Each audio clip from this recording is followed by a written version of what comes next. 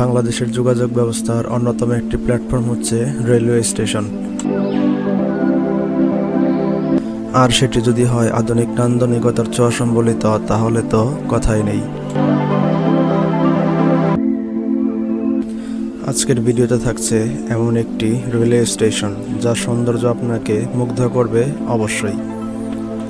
চলুন তাহলে শুরু করি।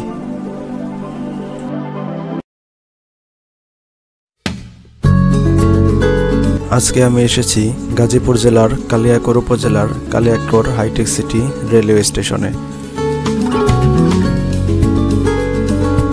এটি একটি ঐতিহ্যবাহী স্টেশন, যা শুধু এই এলাকার মানুষই নয়, বরং পুরো অঞ্চলের যোগাযোগ ব্যবস্থার অন্যতম একটি মাধ্যমও বটে। স্টেশনটি খুব একটা বড় না হওয়ায় অল্প কিছু যাত্রী এই স্টেশন দিয়ে যাতায়াত করে থাকেন, কেউ বা নতুন স্বপ্ন নিয়ে, কেউ বা প্রিয়জনের কাছে পৌঁছানোর আশায়।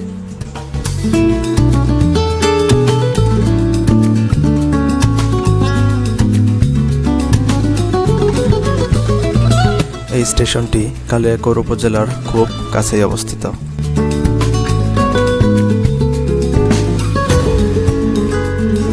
এই স্টেশনটি উদ্বোধন করা হয় 2018 সালের 1 নভেম্বর।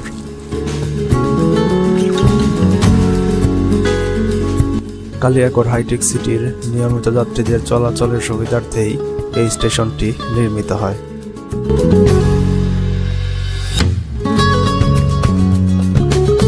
এর পূর্ব দিকে রয়েছে বিস্তৃত সুন্দর আরো অনেক জায়গা।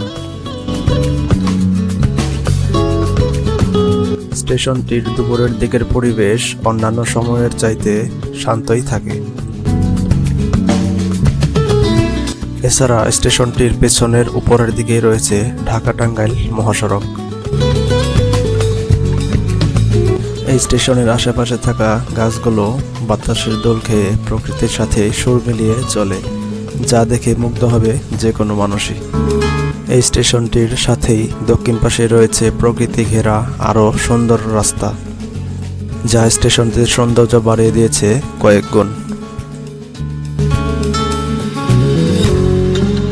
একটি ট্রেন স্টেশন শুধু যাত্রার শুরু কিংবা শেষ নয়, এখানে লুকিয়ে থাকে আরও না দেখা অনেক সৌন্দর্য।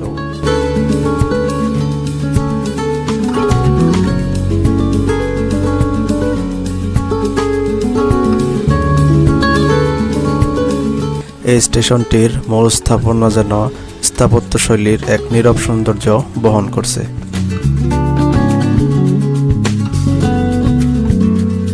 ছাদের উপরের ডিজাইন, বড় বড় জানালা এবং দৃষ্টিনন্দন প্রবেশদ্বার যেন একটি অন্যরকম সৌন্দর্য তৈরি করেছে।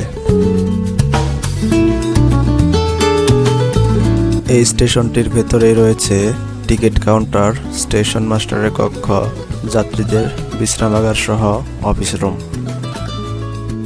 এই স্টেশনের ডান দিকের পেছনে রয়েছে ছোট দোকান বা চা স্টল। এছাড়া এই স্টেশনের সাথে রয়েছে খোলা চত্বর, যেখানে মানুষ গল্প করে অপেক্ষা করে ট্রেনের জন্য। এছাড়া এই স্টেশনের পাশেই রয়েছে নামাজের জন্য মসজিদ।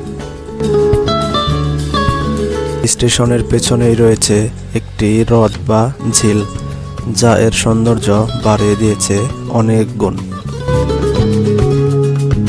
এটাই ছিল আজকের ভ্রমণ গল্প। ভালো থাকবেন, সুস্থ থাকবেন। দেখা হবে নতুন কোনো ভিডিওতে।